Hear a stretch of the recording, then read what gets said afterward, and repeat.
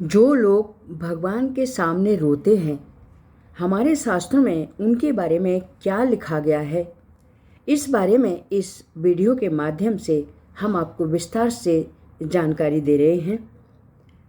जय श्री कृष्ण मित्रों, मेरी पूरी कोशिश होती है कि मेरे हर वीडियो से आपको एक नई जानकारी मिले। इस वीडियो में भी मैंने यही कोशिश की है।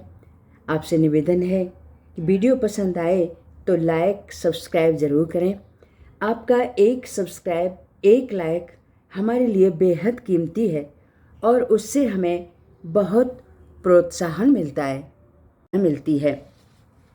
हर व्यक्ति इस दुनिया में चाहता है कि वह जीवित अवस्था में सारे सुख भोगे और वह अपने भौतिक सुख प्राप्त करने के लिए भगवान से प्रार्थना करना प्रारंभ कर देता है। वह चाहता है कि उसे दुनिया की सारी खुशियां मिल जाएं। हर व्यक्ति को इस बात पर भी गौर करना चाहिए कि भगवान का यह फर्ज होता है कि उसके भक्त का पेट भर जाए।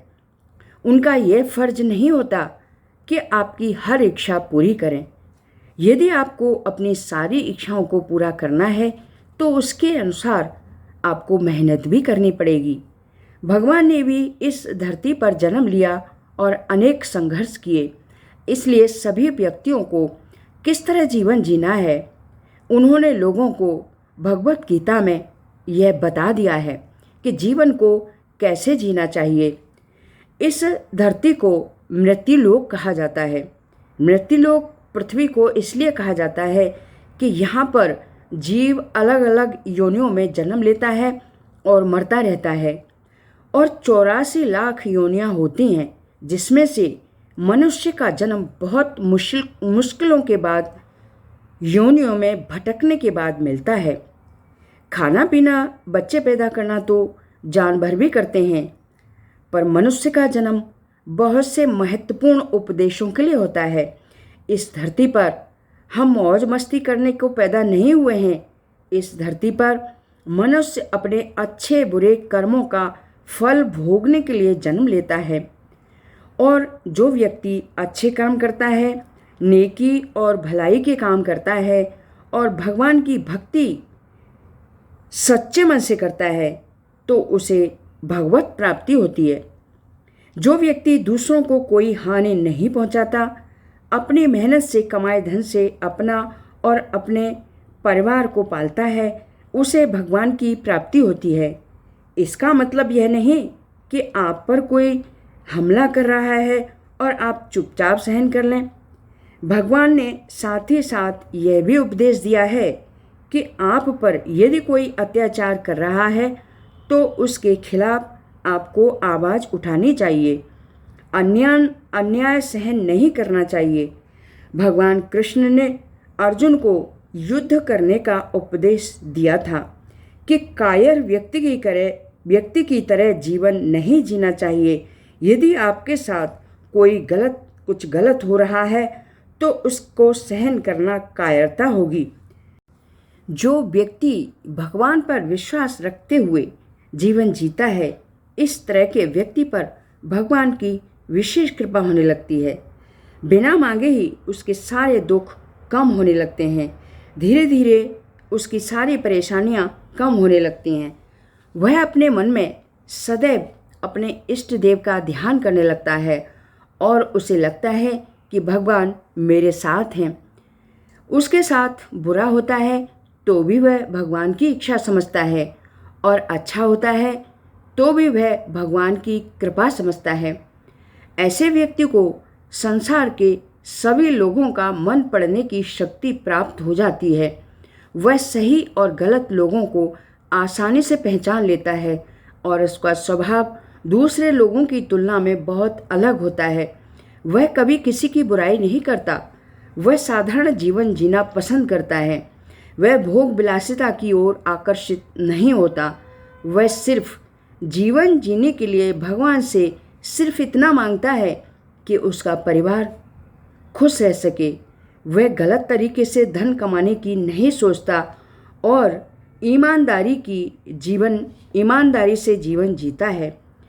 प्रत्येक व्यक्ति अपने इष्ट देव से प्रार्थना जरूर करता है और जब वह भगवान के मंदिर में जाता है तो फिर भगवान की भक्ति करता है तो उसके मन में बहुत से अच्छे बुरे विचार आते हैं और वह अपने दुखों को याद करके अपने आंसुओं को रोक नहीं पाता और वह भगवान के सामने रोने लगता है।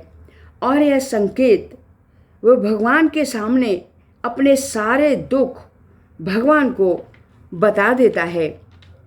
जब भगवान के सामने वह रोता है, जिसको भगवान के सामने वही रोता है जिसको भगवान पर पूर्ण विश्वास होता है, उसके साथ अच्छा होता है तब भी वह रोता है, जिसे खुशी के आंसू कहा जाता है। यदि वह बहुत दुखी होता है तब भी वह रोता है।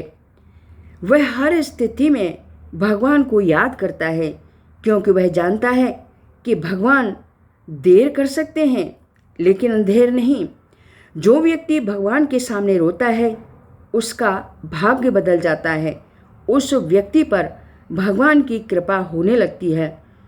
उस व्यक्ति के साथ चाहे कुछ अच्छा हो या अच्छा ना भी हो तो भी उसका भगवान पर पूर्ण भरोसा होता है कि भगवान उसकी सहायता जरूर करेंगे।